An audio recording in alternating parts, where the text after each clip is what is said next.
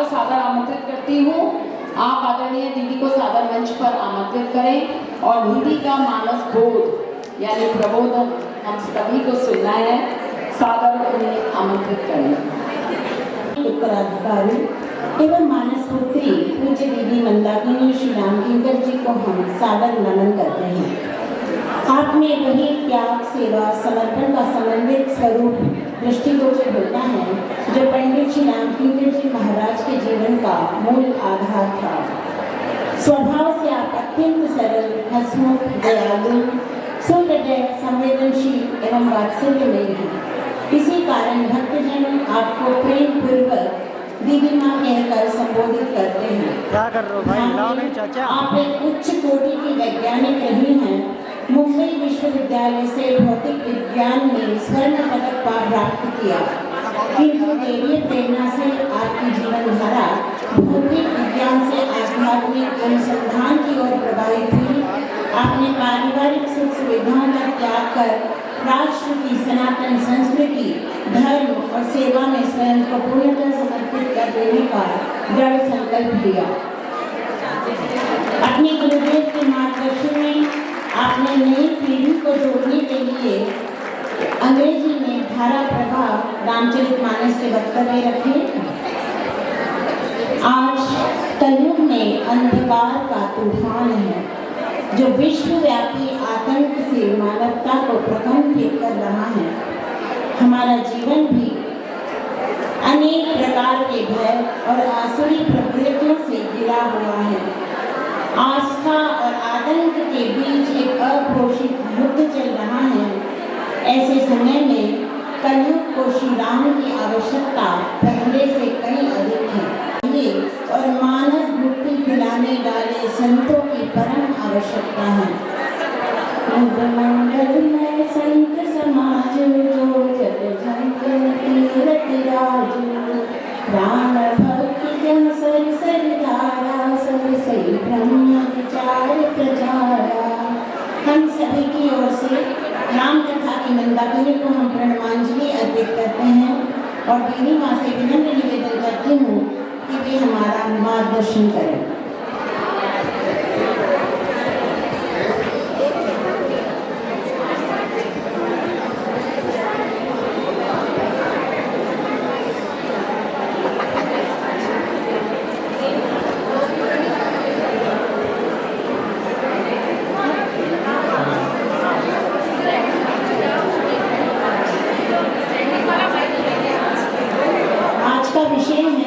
मानस में मातृशक्ति।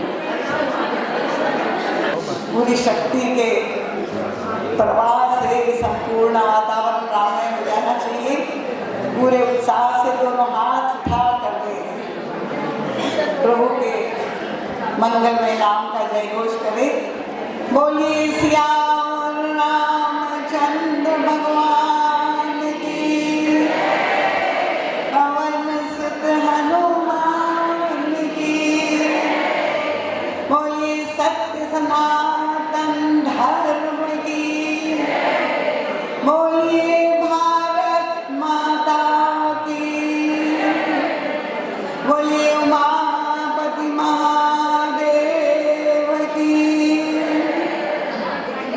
बोलिए श्री सद्गुरुदेव भगवान की।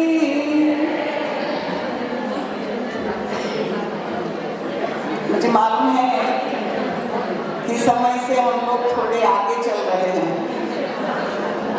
और आप लोग अगर श्रवण करने के लिए आए हैं तो कृपया पूर्ण सहयोग आपका प्रार्थनीय है। पूर्ण शांति बनाए रखें और अगर किसी को जाना है तो कृपा पूर्वक अभी उठ करके चले जाए, क्योंकि बीच में मैं किसी को उठने नहीं दूंगी। तो अगर आपको श्रवण करना है, आप लोगों को भूख भी लग रही है क्या? सुनने की भूख है, कानों की भूख है? तो कृपा पूर्ण शांति बनाए रखें। 2 क्षणों के लिए अपनी वाणी को पवित्र करने के लिए इस वातावरण को राममय बनाएं। करतल ध्वनि के साथ आप लोग मेरे साथ श्री राम नाम का संकीर्तन करेंगे। श्री राम जय राम जय जय राम,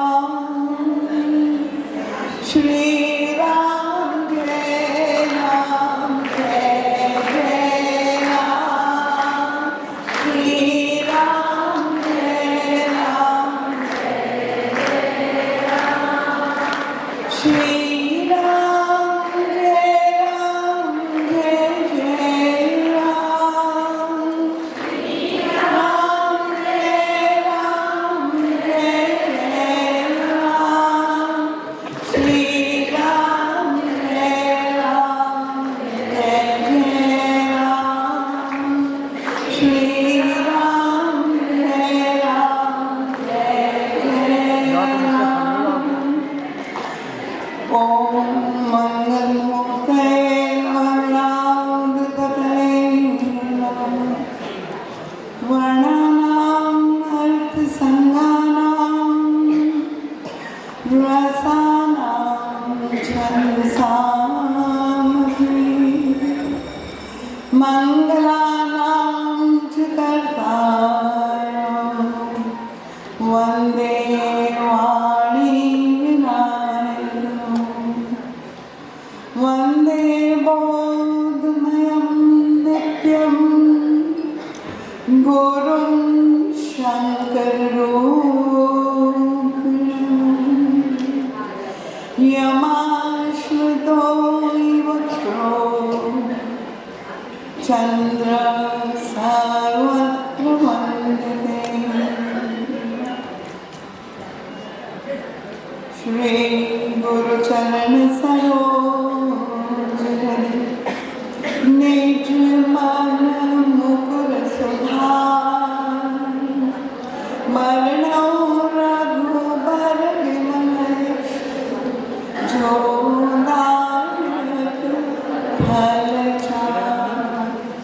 बुद्धिहीन तन जाने सुमिरो पवन कुमार, बल बुद्धि विद्या देहु मोहि, हरहु क्लेश विकार।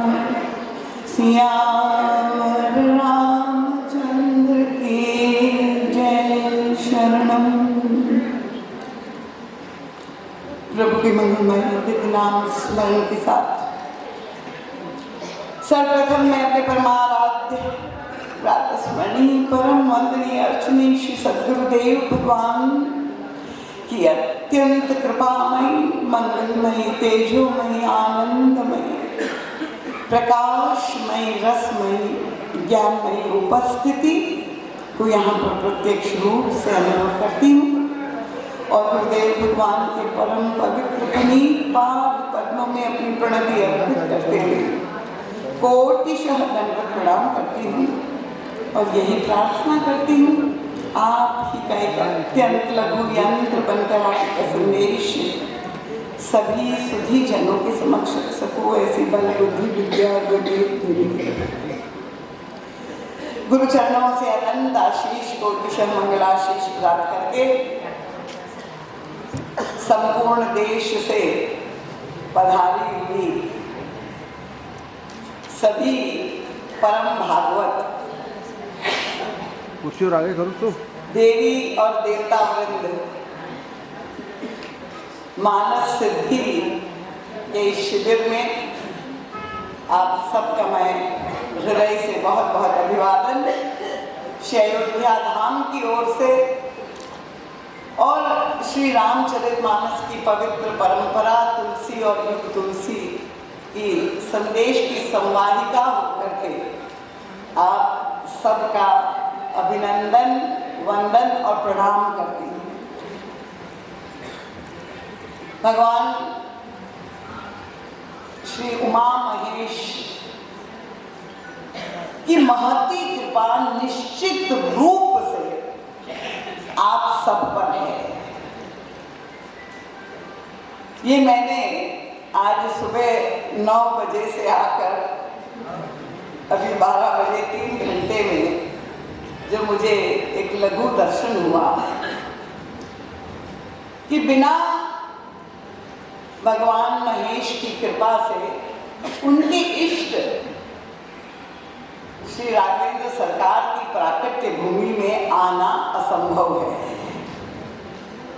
तो श्री अयोध्या आपका जो आगमन हुआ है उसमें निश्चित रूप से भव और भवानी की कृपा तो है ही, और आप जानते हैं कि अयोध्या न केवल श्री राम की ही प्राकट्य भूमि है, पर अयोध्या श्री रामचरित मानस की भी प्राकट्य भूमि है। आप जानते हैं रामचरित मानस का प्राकट्य किस तिथि पे हुआ था? यहाँ सब बड़े दिग्गज लोग बैठे हुए हैं, कोई बता सकता है किस तिथि, पुनीत तिथि पे रामचरित मानस का प्रकाश हुआ था? हाँ, बहुत सुंदर। ऐसी जागरूक और चैतन्य नारी शक्ति के बीच में प्रबोधन देने का अवसर देने के लिए मैं आदरणीय मंजू जी को बहुत बहुत साधुवाद दूंगी कि उन्होंने कहा, उनकी इच्छा यही है कि आज शिविर का तीसरा पड़ाव है और आप लोग यहाँ से सब अपने अपने घरों को प्रस्थान करेंगे, पर अब यहाँ से जब जाए तो भरे पूरे जाए, लबालब भरे हुए जाए, यहाँ से क्या लेकर के जाए। इसीलिए उन्होंने ये आध्यात्मिक प्रबोधन रखा है। आप लोगों ने 2 दिनों तक खूब आनंद भी लिया और ये आनंद का क्रम बना रहे, उसके लिए आवश्यक है कि हम अपनी ये जो विलक्षण विरासत, सनातन शब्द का प्रयोग तो आजकल बहुत होने लगा है, पर ये सनातन संस्कृति, ये सनातन धर्म का अनुपालन जो हम सबको करना है, और उसका लाभ क्या है अगर आपको, क्योंकि वैश्य समाज है और वैश्य समाज तो बहुधा लाभ की ही सोचता, फायदा किसमें है। तो आपके लाभ की बात कहने के लिए यहाँ पर मुझे मंजू जी ने बिठाया। तो रामचरितमानस में आप लोगों को अगर नहीं पता है तो बता दूं कि अब वो केवल सनातन धर्म की निधि नहीं रह गया, अब केवल वो हमारी राष्ट्रीय निधि नहीं रह गया, पर रामचरितमानस सारे विश्व की विलक्षण कृति घोषित कर दी। तालियां बड़े कमजोर है, भूख लगी है।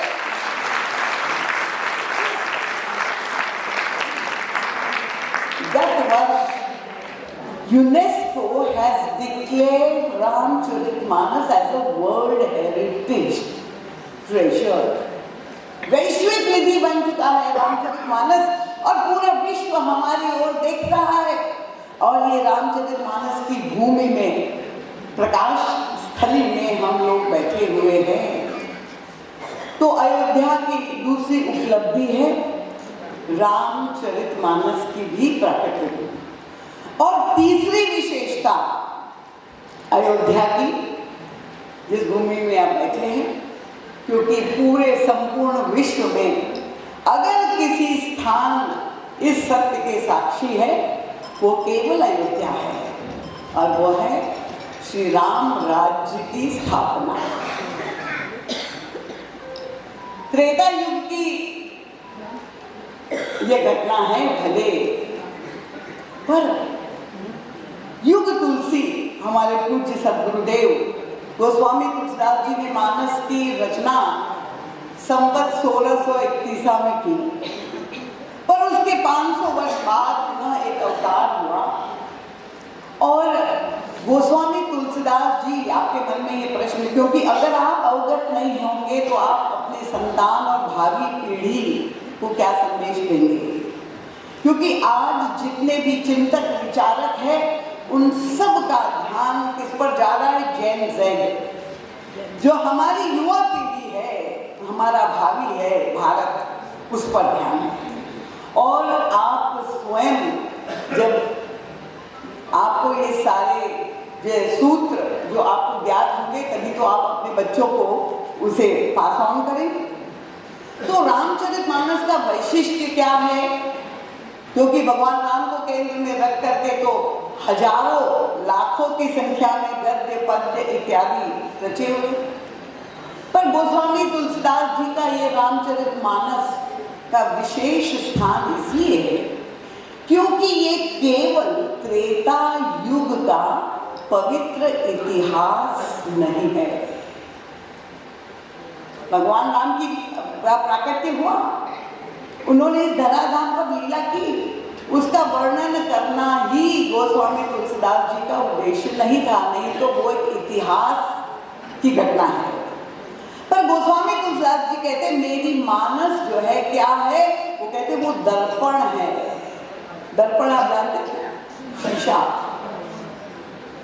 और दर्पण की ये जो विलक्षण उत्प्रेक्षा गोस्वामी तुलसीदास जी ने की, मानस की तुलना दर्पण करके बता करके उन्होंने रामचरितमानस को कालजयी ग्रंथ बना दिया, एवरग्रीन बना दिया।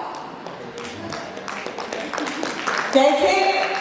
क्योंकि दर्पण कभी भूतकाल की घटना को दिखाएगा? बताइए, मुझे जागरूक चेतन देवी शक्ति चाहिए।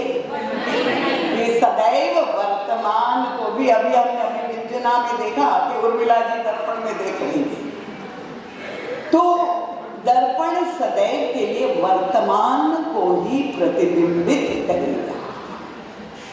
और इसका संदेश क्या है?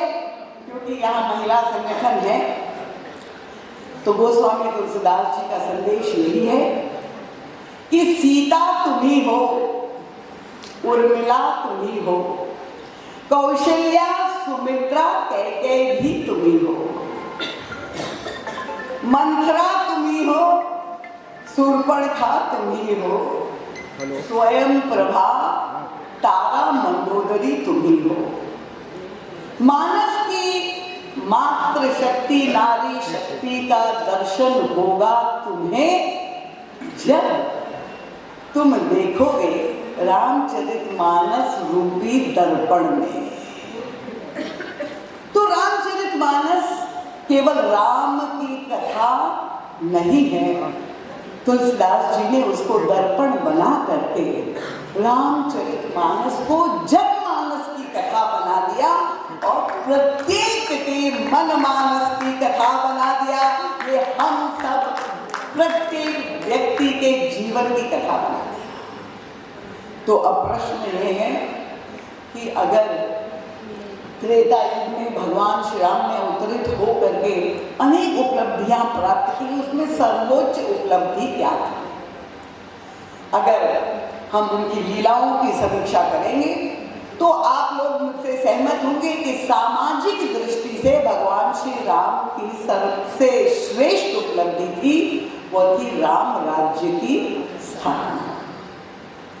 पर राम राज्य की स्थापना, राम राज्य का वर्णन उत्तरकांड में बहुत ही विस्तार से तुलसीदास जी ने किया। हमारे पास तो समय नहीं, हमें तो केवल सूत्र में जो है कहना है, समय में हमें मंजू जी ने बांध रखा है कि नहीं दरिद्र को दुखी न दीना, सब सुखी सब निर्दम, सब नर करई परस्पर प्रीति, बैर न कर काहू सन कोई। ऐसी आदर्श व्यवस्था जिसमें पूरे समाज में एक भी व्यक्ति दुखी नहीं। आप लोग चाहते हैं कि राम राज्य की स्थापना हो? कोई चाहता है कि नहीं हो? नहीं हो? तो प्रश्न ये है कि राम राज्य, महाराज जी से किसी ने पूछा था, एक पत्रकार ने, क्या आज भी राम राज्य की स्थापना हो सकती है? महाराज जी ने कहा अवश्य हो सकती है। हमारे अंतर जीवन में हो सकती है, और बहिरंग जगत में हम अगर चाहें तो घर परिवार में भी राम राज्य की स्थापना हो। पर उसके लिए आवश्यक है कुछ सूत्र, कुछ बिंदु, और वो मैं आप क्योंकि सब सुविज्ञ है, परिचित है, तो मैं आपके सामने एक सूत्र रखूंगी। राम राज्य की स्थापना भगवान श्री राम के पहले भी कोई अवतार नहीं कर पाया। सहमत है? सब लोग सहमत है? भगवान परशुराम आए, अंशावतार थे, पर राम राज्य की स्थापना हुई? हम सर्वमत से चलेंगे, बहुमत नहीं, सब लोग सहमत हो। भगवान राम के बाद भी वही राम कृष्ण के रूप में आए द्वापर युग में, और भगवान कृष्ण राजा भी बने, द्वारिकाधीश भी बने, पर क्या राम राज्य जैसा कोई कृष्ण राज्य की स्थापना हुई? नहीं हुई। और हम चाहते हैं इस कलयुग में राम राज्य की स्थापना हो अपने घर परिवार में, तो कैसे हो सकती है? और तब युग तुलसी हमारा मार्गदर्शन करते हैं, क्योंकि आप पूरी एकाग्रता से श्रवण करेंगे तो आप सबको बहुत लाभ होगा। देखिए महाराज श्री तुलना करते हैं दो युगों की। किसी ने कहा कि भगवान श्री राम के द्वारा राम राज्य इसलिए हुआ कि वो तो ईश्वर थे, भगवान थे। आज भगवान कहाँ है? पर हमारे शास्त्र कहते हैं कि तुम सब जितने भी हो तत्वतः तुम सब भगवान के ही अंश हो। तो ईश्वर कोई एक काल में सीमित नहीं, वो तो त्रिकाल सत्य है। वो भूतकाल में भी था, भविष्य में भी है, रहेगा, और वर्तमान में भी है। तो राम हम सबके हृदय में विराजमान है। आप लोग सहमत है कि नहीं? सब मान रहे हैं, सर्वमत से चल रहे हैं। तो प्रश्न ये है, महाराज श्री एक प्रश्न उठाते हैं कि त्रेता और द्वापर, भगवान राम और भगवान कृष्ण, दोनों युगों में ईश्वर का एक एक अवतार था, ठीक है। अब दोनों युगों में जो समस्या उत्पन्न हुई, वो समस्या उत्पन्न हुई किसको लेके? सत्ता, सिंहासन और संपत्ति को लेके समस्या उत्पन्न हुई। त्रेता युग में समस्या उत्पन्न हुई अयोध्या के राज्य गद्दी के लिए, और द्वापर युग में हस्तिनापुर के राज्य सिंहासन को लेकर के संघर्ष उत्पन्न हुआ। सहमत है? तीसरा सूत्र कि जो संघर्ष उत्पन्न हुआ वो एक ही परिवार में उत्पन्न हुआ। देखिए, राम और भरत भाई भाई है, और द्वापर में पांडु और धृतराष्ट्र वो भी सगे भाई। तो समस्या परिस्थितियां जो थी, चाहे द्वापर में चाहे त्रेता में, वो बिल्कुल समान थी। अब मनस्थितियों की भी बात करें, क्योंकि अभी सब नारी पात्रों को आपने दर्शाया, तो मैं उसका भी दृष्टांत दे दूं। महारानी कैकेयी, आपने उनका विलाप अभी देखा, अभी व्यंजना में। महारानी कैकेयी त्रेता में और द्वापर में महारानी गांधारी, दोनों ही नारियां उच्च चरित्र की। समाज में उनका इनकी ऐसी प्रतिष्ठा थी, ऐसा सम्मान था, उनकी धर्मपरायणता, उनकी निष्ठा को लेकर के बहुत प्रशंसा थी। पर ये दोनों नारी पात्र में वह एक वीकनेस, जिसे कहते कमजोरी, दिखाई देती है। महारानी कैकेयी चाहती है मेरे पुत्र को राज्य मिले, भरत को राज्य मिले, चाहे सूर्य वंश की परंपरा कुछ भी हो, पर उनके हृदय में ये कुंठा है। और वही द्वापर में देखे तो गांधारी भी यही चाहती है, क्योंकि उनके पति जन्मांध थे। तो भीष्म पितामह ने धृतराष्ट्र को राजा न बना के महाराज पांडु को हस्तिनापुर का राज्य सौंपा। तो जब दोनों ही रानियां जो है ये भी संयोग है, सगर्भा हुई, गांधारी और कुंती, तो महारानी गांधारी के अंतःकरण में भी यही कुंठा है कि मेरा पुत्र, मेरे गर्भ से पुत्र उत्पत्ति पहले हो जाए तो मेरा पुत्र दुर्योधन जो है हस्तिनापुर का राजा बने, जो मेरे पति वंचित रह गए वो लाभ मेरे पुत्र को मिले। ठीक है, तो मनस्थितियां भी एक जैसी, कैकेयी और गांधारी की परिस्थितियां भी एक जैसी, पर परिणाम जो दोनों युगों में हुआ उसमें बहुत अंतर आ गया। क्या हुआ? उनका त्रेता युग में राम राज्य हो गया और द्वापर युग में महाभारत का महान विनाश हो गया। ये कथाएं तो आप सुन चुके हैं, तो अंतर क्यों पड़ गया, कैसे पड़ गया? परम पूज्य महाराज श्री बहुत सुंदर विश्लेषण करते हैं। महाराज श्री कहते हैं माताओं की मनस्थिति बिल्कुल एक जैसी, स्वभाव एक जैसा। गांधारी और कैकेयी यही चाहती मेरे पुत्र को राज्य मिले। अंतर इसलिए पड़ गया कि महारानी कैकेयी के गर्भ से संत शिरोमणि भरत का जन्म हुआ और महारानी गांधारी के गर्भ से दुर्योधन जैसे पुत्र का जन्म। और परम महाराज जोड़ देते हैं कि यदि कैकेयी के गर्भ से दुर्योधन जैसे पुत्र ने जन्म लिया होता तो रामायण काल में भी महाभारत अवश्य हो जाती। इसका तात्पर्य क्या है? ये राम और भरत, देखिए बहुत सुंदर महाराज जी का तो एक एक तर्क जो है इतना हम सब के बुद्धि में उतर जाता है।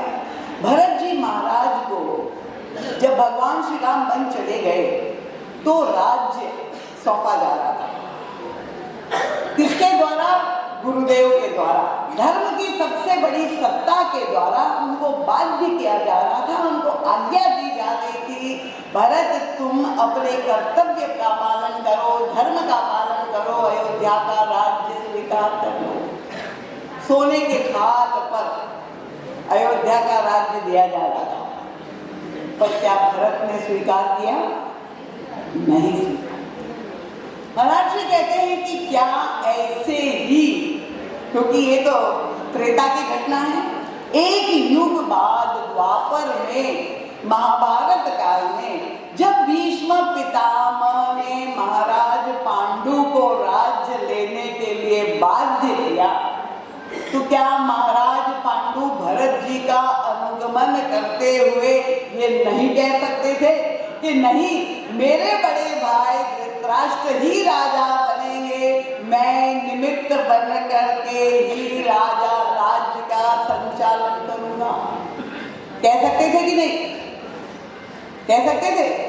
सहमत नहीं है, सब चुप बैठे हुए हैं। कह सकते थे ना? जो भरत जी ने कहा वो महाराज पांडु भी अगर कह देते कि नहीं, मैं हस्तिनापुर के राज्य सिंहासन पर नहीं बैठूंगा, धृतराष्ट्र उसका अधिकारी है और वही बैठेंगे, मैं बड़े भ्राता का सेवक बन करके और अपने सारे धर्मों का पालन करूंगा। अगर उन्होंने ऐसा किया होता तो महाभारत कभी नहीं होता। इसका मतलब क्या है? महाराज जी कहते हैं राम और भरत दो व्यक्ति नहीं है, दो विलक्षण विभूति नहीं है इतिहास की। राम और भरत दो विचारधाराएं हैं। राम कौन है? जो सबका सुख, जो सबका मंगल चाहता हो, उस विचार का, उस भावना का, उस चिंतन का, उस तत्व का नाम श्री राम है। एक व्यक्ति नहीं है, राम एक विचारधारा है। और भरत कौन है? महाराज जी कहते हैं जो राम तत्व को जिसने साकार किया, क्रियान्वित किया श्री राम के आदर्शों को, उसका नाम श्री भरत है। तो राम राज्य कब बनेगा? और यहाँ पर मात्र शक्ति की भूमिका सामने आती है, क्योंकि आप लोग यहाँ सब, मैं बहुत बहुत साधुवाद पहले दे दूँ आप लोगों को, क्योंकि मुझे बार बार प्रतिक्रिया पूछी जा रही थी कि हमारा कार्यक्रम कैसा लग रहा है। तो मैंने कहा अद्भुत है, बहुत ही सुंदर, आप सब ने अपने मन प्राण लगा करके जो है आप लोग सम्मिलित हुए। और अगर मुझे पूछा जाए कि बेस्ट प्राइज किसको मिलेगी, ये सारा कार्यक्रम जो 3 घंटे का मैंने देखा, तो मैं तो यही कहूँगी कि अभिव्यंजना भी अच्छी थी, ये जो पुरस्कार वितरण हुआ वो भी सुंदर था, पर मुझे जो सबसे सुंदर बात इस शिविर की लगी, इस संगठन की जो बात मुझे अच्छी लगी, वो उस घड़ी मुझे परमानंद हुआ कि जब लाइट चली गई और सब देवियों ने मिल करके जिस तरह से भगवान श्री राम का नाम भजन हनुमान चालीसा का पाठ किया, इससे बड़ा और प्रसन्नता का मेरे लिए कोई वस्तु नहीं हो सकती। इसका मतलब ये केवल नाट्य मंच पर ही नहीं, आपने अपने जीवन में राम को बसा लिया है, आपने समझ लिया है कि संकट में और कोई साथ नहीं देगा, अगर कोई देंगे तो श्री राम संकट में साथ। और इसीलिए ये जो संदेश मैं आप सबको निवेदित करना चाहूंगी, समय नहीं है, कि चरित्र निर्माण, श्री राम और श्री भरत एक आदर्श हमारे सामने है। अगर आप दुर्योधन का अनुगमन करेंगे, क्योंकि ये केवल त्रेता और द्वापर का सत्य नहीं है, ये आज घर घर की कहानी है। हमारे गुरुदेव से पत्रकार ने पूछा था कि रामायण और महाभारत दोनों महानतम ग्रंथ है, पर आप एक वाक्य में दोनों का अंतर बता दीजिए। और तब हमारे गुरुदेव की ऐसी प्रकृतपन्नति थी, वाराणसी ने कहा, जो घर घर होता है वो महाभारत है, जो घर घर होना चाहिए वही रामायण है। तो अगर आप दुर्योधन का अनुगमन करेंगे तो महाभारत होगा, अगर भरत का अनुगमन करेंगे तो महानतम भारत होगा, स्वर्णिम भारत होगा। हमारे सनातन धर्म का ध्वजा केवल राम मंदिर पे ही ध्वजा नहीं फहरानी है, पूरे विश्व में दुर्योधन और भरत दोनों का। क्योंकि अगर पूछे कि राम कौन है, उनका भरत के प्राण है। अब भरत कौन है, उनका राम की परछाई है, उनकी छाया है। तो ये जो प्रेम से पोषित त्याग है, समर्पण है, सेवा भाव है। मैं अमेरिका कथा करने के लिए गई थी, वहाँ पर सारे भारतीय लोग एकत्रित होकर के उन्होंने मुझे कहा, व्यंग में प्रश्न पूछा, दीदी माँ आजकल भारत में भगवानों की भीड़ बढ़ रही है। मैंने कहा बहुत अच्छी बात है, हम तो चाहते हैं हर व्यक्ति का वास्तविक तात्विक रूप है, सब भगवान मन में। उन्होंने तुरंत दूसरा प्रश्न किया कि भगवान तो बढ़ रहे पर नैतिक मूल्य तो कम हो रहे हैं, समाज में अशांति बढ़ रही है, झगड़े बढ़ रहे हैं और भगवान बढ़ रहे हैं, तो राम राज्य क्यों नहीं हो रहा है, भगवान बढ़ रहे हैं। तो मैंने कहा कि क्षमा चाहती हूँ, राम राज्य केवल राम से नहीं बनेगा, क्योंकि राम तो कृष्ण के रूप में भी आए, पर राम राज्य नहीं बना पाए। तो राम राज्य कब बनेगा? मैंने कहा जब समाज में भरत बढ़ेंगे, हनुमान बढ़ेंगे, लक्ष्मण बढ़ेंगे, तब जा करके राम राज्य की स्थापना होगी। ऐसे समर्पित चरित्र, ऐसा संगठन, तब जाकर उस एकता की नींव पर जाके राम राज्य होगा। तो हमें अपने परिवार में जब हम चाहते हैं कि राम राज्य हो, तो मात्र शक्ति आप सबके चरणों में मैं प्रणाम करते हुए, प्रार्थना करते संदेश देना चाहूँगी क्योंकि भगवान राम की माँ कौशल्या का भी दर्शन किया, सुमित्रा का भी दर्शन किया, कैकेयी के भी दर्शन किए, और मानस में तो आप सारे पात्रों का दर्शन करते ही हैं। कैसे संस्कार डाले होंगे अपने बालकों में, आप कल्पना कर लीजिए। वही भगवान श्री राम जब वन में गए और शबरी जी जो भीलनी थी, समाज की दृष्टि से अस्पृश्य मानी जाती थी, उस भीलनी के झूठे फल अगर उनकी माँ ने उनको छुआछूत का संस्कार, ऊंच नीच का संस्कार, जातिवाद का संस्कार डाला होता, तो क्या भगवान श्री राम जा करके वन में एक शबरी भीलनी को माँ बना सकते थे? बना सकते थे? नहीं।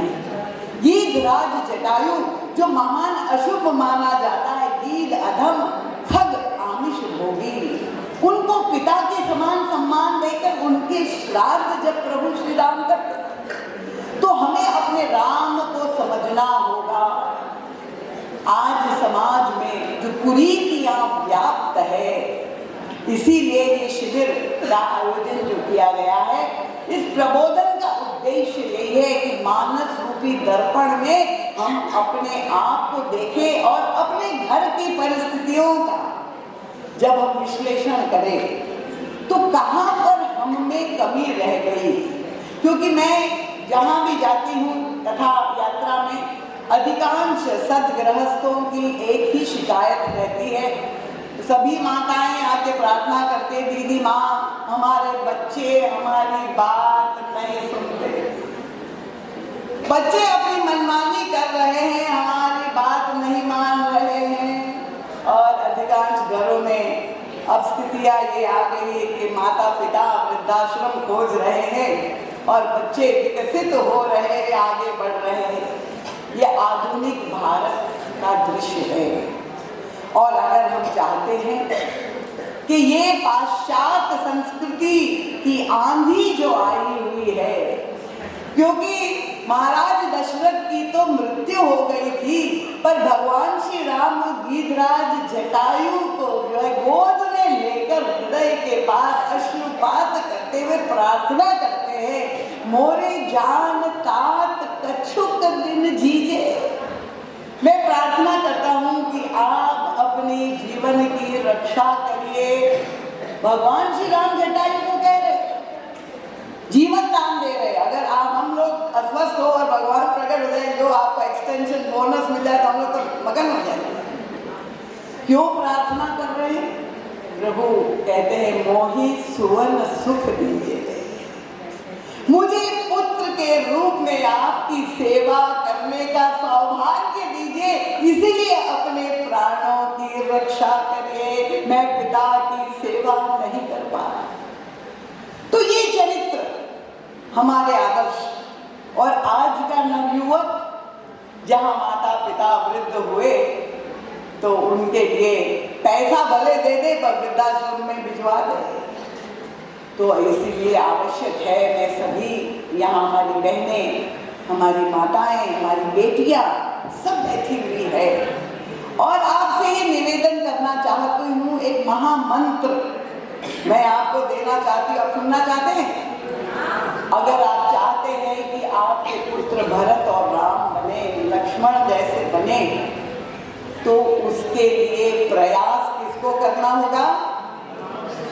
माँ को करना। इसलिए मातृशक्ति को हमें प्रबोधित करना बहुत आवश्यक है। देवियों में इतनी क्षमता है, मैं आपको बता दूं, आप कहते हैं हमने बहुत समझाया बालक को, पर आपने समझाना शुरू कब किया? जब बहुत विलंब हो गया था। और समझाना कब करना चाहिए, शुरू कब करना चाहिए, वो भी हमारे शास्त्र में लिखा हुआ है। आप अगर चाहते हैं, मैं आपको गारंटी लिखित सोने के कागज पर लिख के दे रही हूँ, अगर आप मेरी बताए हुई इस युक्ति को, क्योंकि मैंने तो अनेक हमारे शिष्यों पर ये प्रयोग करके देख लिया है। अगर आप चाहते हैं आपका बेटा लक्ष्मण बने, भरत बने, राम बने, तो आपको कब शुरू करना होगा? डे 1 पर शुरू करना होगा। हमारे यहाँ 16 संस्कार में पहला संस्कार है गर्भाधान संस्कार। तो ये 9 महीने जो गर्भ धारण करते हैं माताएं, ये 9 महीना क्या है मालूम है? ये संस्कार शाला है। ये माँ की कोख, ये संस्कार शाला है। और 9 महीने में आप केवल एक बालक के स्थूल शरीर का ही निर्माण नहीं करते हैं।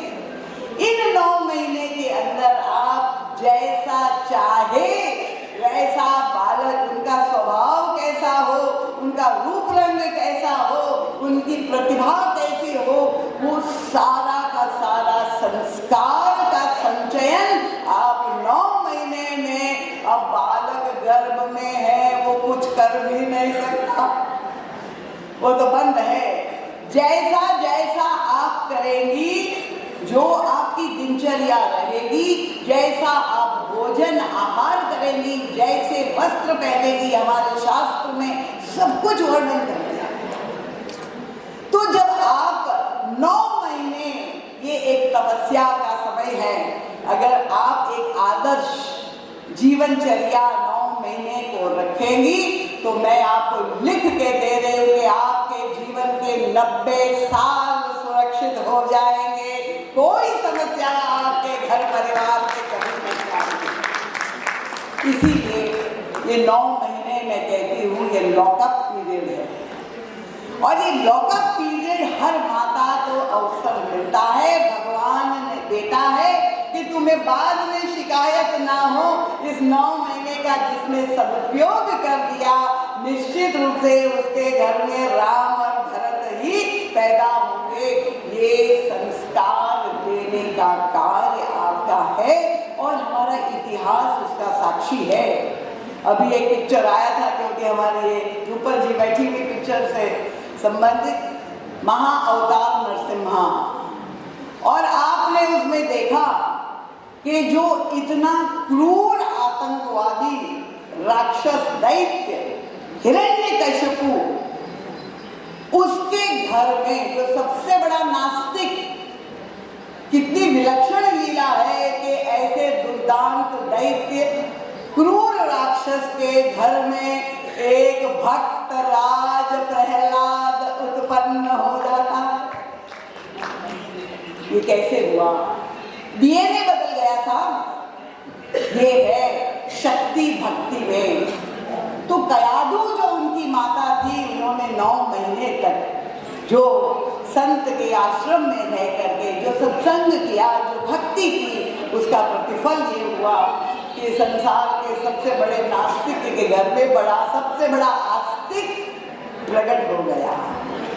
और इतने दृष्टांत है, श्रीमद् भागवत में भी दृष्टांत है, आप जानते हैं, समय नहीं है। तो मैं आप सबके चरणों में यही प्रार्थना करूंगी कि यहाँ से जब आप जाए, एक संकल्प लेके जाए। देखिए 2025 तो पूरा ही हो गया और 2026 आ रहा है, उसका स्वागत आप करेंगे विभिन्न रूप में। पर अयोध्या से आप सरयू जल भी लेके जाइए, प्रसाद भी हनुमानगढ़ी का, रामलला का लेके जाइए, पर इस मानस सिद्धि शिविर का प्रसाद ये लेके जाइए कि प्रत्येक देवी ये निर्णय करेगी कि हमारे घर में रामायण होगी, महाभारत नहीं होने देंगे। ये संकल्प लेकर के जब आप जाएंगे, तभी तो भगवान उमा महेश, देखिए ये कोई सरल नहीं है।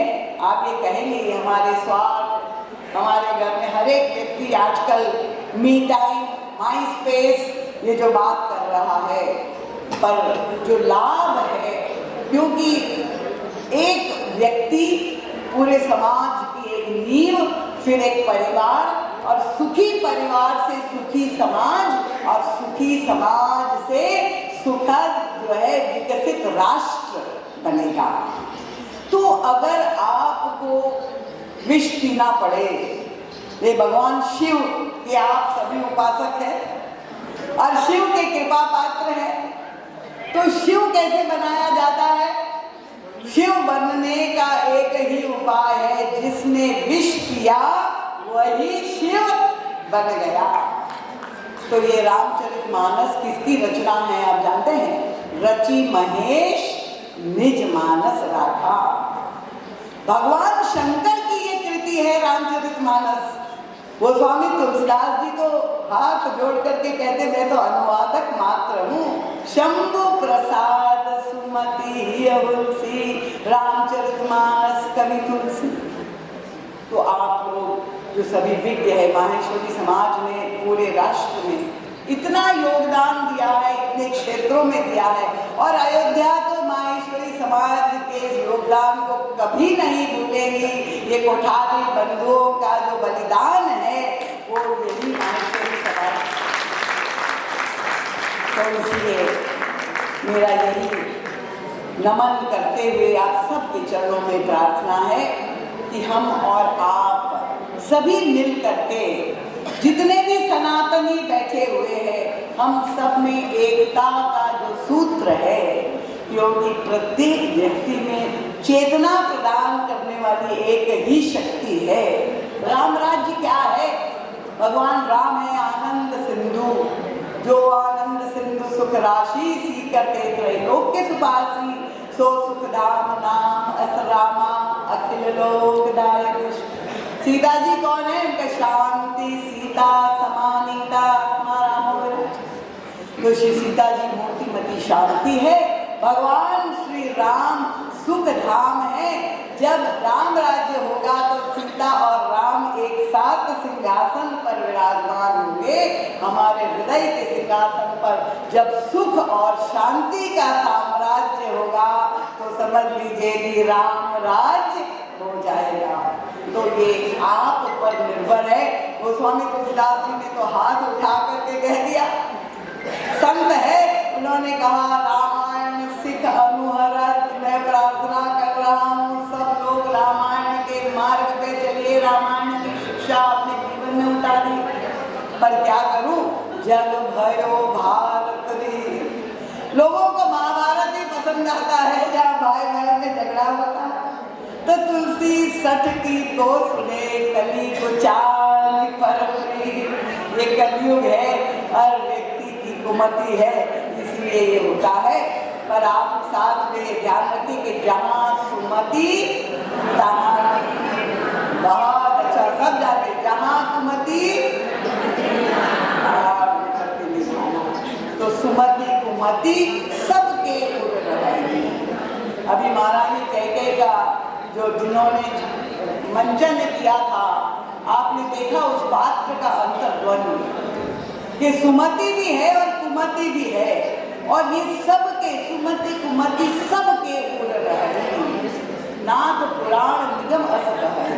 तो हम सबको ये सत्संग करने का उद्देश्य क्या है? कहा जहाँ सत्संग है वही हमारी मति सुमति बन जाती है। सत्संगत्वे निसंगत्वम निसंगत्वे निर्मोहित्वम निर्मोहत्वे निश्चलतत्वम निश्चलतत्वे जीवन मुक्ति।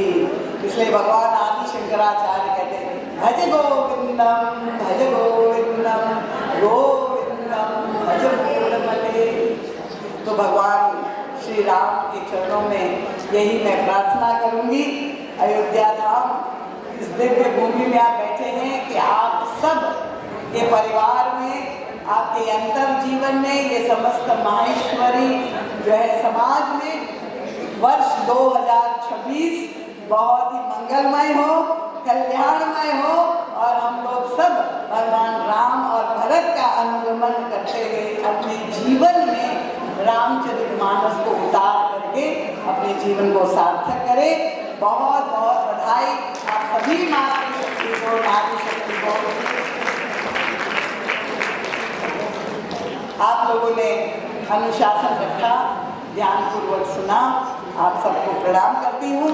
और युग तुलसी हमारे सतगुरुदेव भगवान की समाधि यही अयोध्या में है, रामायणम आश्रम में। आप लोग अगर यहाँ है और दर्शन करना चाहते हैं तो आप सब हमारे आश्रम में आ करके महाराज श्री का दर्शन कर सकते हैं, क्योंकि गोस्वामी तुलसीदास जी का प्राकट्य कहाँ हुआ ये तो किसी को पता ही नहीं है।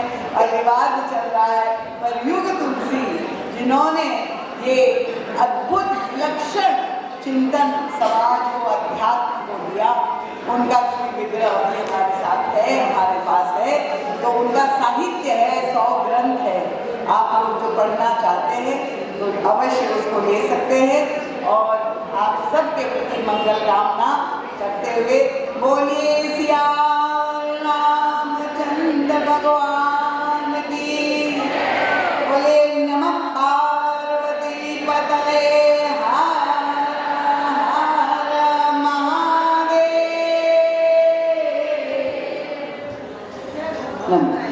बोलिए भारत माता की, सत्य सनातन धर्म की, संत समाज की, भक्त समाज की। और हमारे जो अध्यक्षा, अगली अध्यक्षा है श्रीमती राठी, उनको भी मैं बहुत बहुत बहुत बधाई देती हूँ कि ये जो दिव्य परंपरा चली आ रही है उसका निर्वहन आप कर सके, इसके लिए प्रभु आपको भी शक्ति दे। आप सभी लोगों को बहुत बहुत साधुवाद, बहुत बहुत बधाई।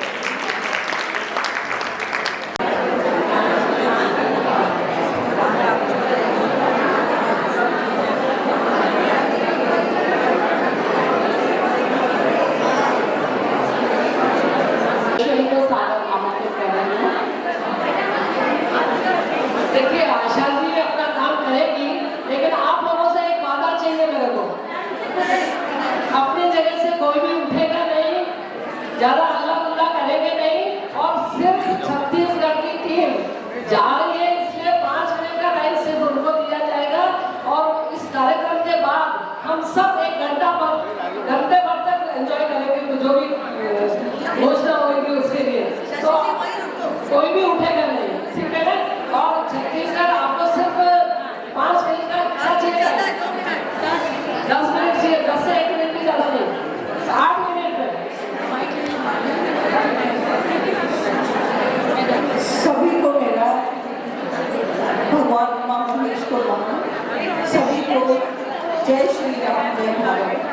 परम सम्मानीय आदरणीय हमारे बीच में दीदी मंदाकिनी दीदी हमारे बीच में है, और हम चाहते हैं कि हमारे अगले सत्र का जो नए नेतृत्व करता है उनका आपको आशीर्वाद मिले। और मैं चाहूँगी कि आप भी हमारे बीच में यहाँ पे आए। और मैं यहाँ पर घोषणा करती हूँ, हमारा त्रयोदश सत्र एक ऐतिहासिक सत्र रहा, स्वर्णिम सत्र रहा। और आज अयोध्या की इस पावन नगरी पर मैं आगामी सत्र की जो हमारी नेतृत्व करता रहेगी उनकी मैं यह घोषणा करने जा रही हूँ। आदरणीय मंदाकिनी दीदी से मैं निवेदन करूँगी आप यहाँ पर आए, और आप नेतृत्व करता हमारा जो मंजू जी है उनका बहुत ही ऐतिहासिक सत्र रहा है, उनका भी सम्मान करें। और आने वाले जो हमारे चतुर्दश सत्र की जो नेतृत्व करता रहेगी तो मैं उनकी घोषणा करती हूँ। मैं आप सबको एक बात बता देना चाहती हूँ कि आज से अध्यक्ष की घोषणा होती है हमारे आगे। जब हमारी अगली टीम जब अप्रैल में मीटिंग होगी उसमें मंजू जी के हाथों नई टीम, हमारे पूर्व अध्यक्षों के साथ में नई टीम की घोषणा होगी। तो हमारी आगे चतुर्दश सत्र की जो नेतृत्व करता रहेगी वो ज्योति जी राठी।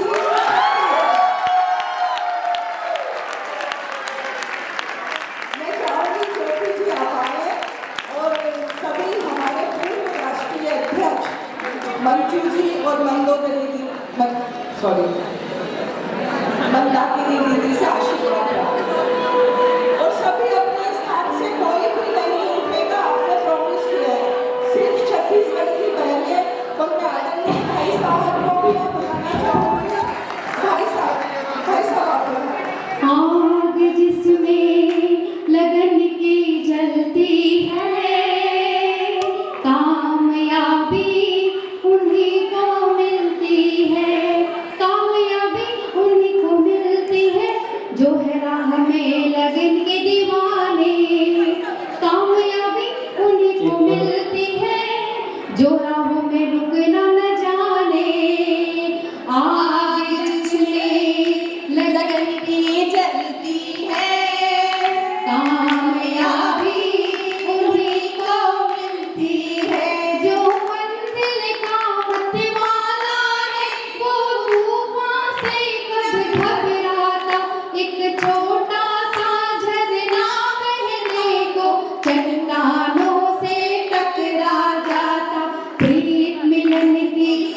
दिल में जल जागे रे छत्तीसगढ़ ला कहते बहनी धान के कटोरा, छत्तीसगढ़ ला कहते बहनी धान के कटोरा हो। छत्तीसगढ़ के भुइया भाग हमर जागे रे मजा ले दाऊ राजा मजा ले दाऊ राजा मजा ले कर मत छत्तीसगढ़िया सबले बढ़िया छत्तीसगढ़िया सबले बढ़िया। और हमारे को आशा जी ने एक नारा दिया था, छत्तीसगढ़िया और ऊंचा ऊंचा। चलो सब एक बार बैठ के फोटोग्राफी करा लें और प्लीज शांति बनाए रखें।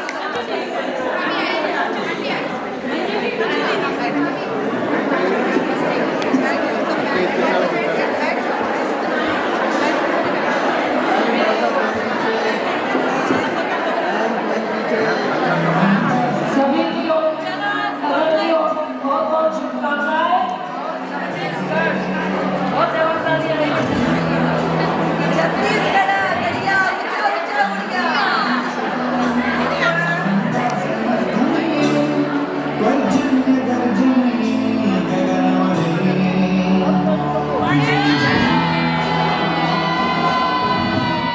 संकल्प दीक्षितो अंता सन्नद्धमे पर्जन्य गर्जने गगनवने विजयी भव।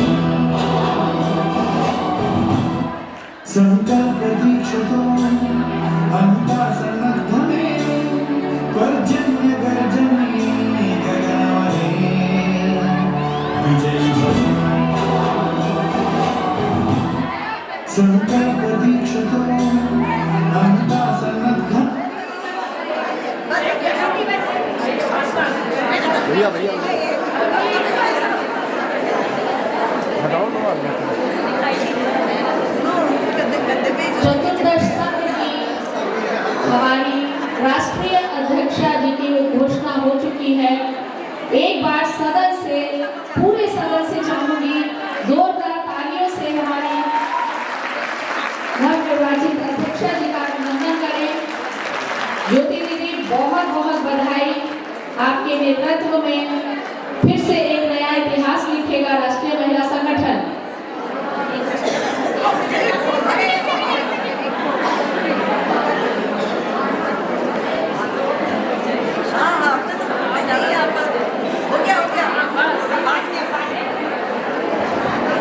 हमारी पूर्व राष्ट्रीय अध्यक्ष आदरणीय गीता दीदी का जन्मदिन है और ये संयोग देखिए, जब प्रथम कार्यकारिणी ली थी सांची में तब भी हमारी गीता दीदी का जन्मदिन 19, 20, 21 दिसंबर हमारी मीटिंग थी और 21 दिसंबर को गीता दीदी का जन्मदिन रहा और हमने मनाया और आज फिर से 21 दिसंबर और आज फिर से गीता दीदी हमारे साथ है। दीदी एक बार आप आए और हम सब आपका सम्मान करना चाहते हैं। जिया जी सादर आपको भी आमंत्रित करना चाहूंगी मैं, आप भी पधारे।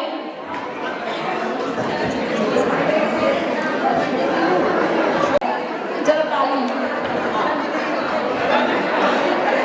बार बार दिन ये आए, बार बार दिन ये आए, जियो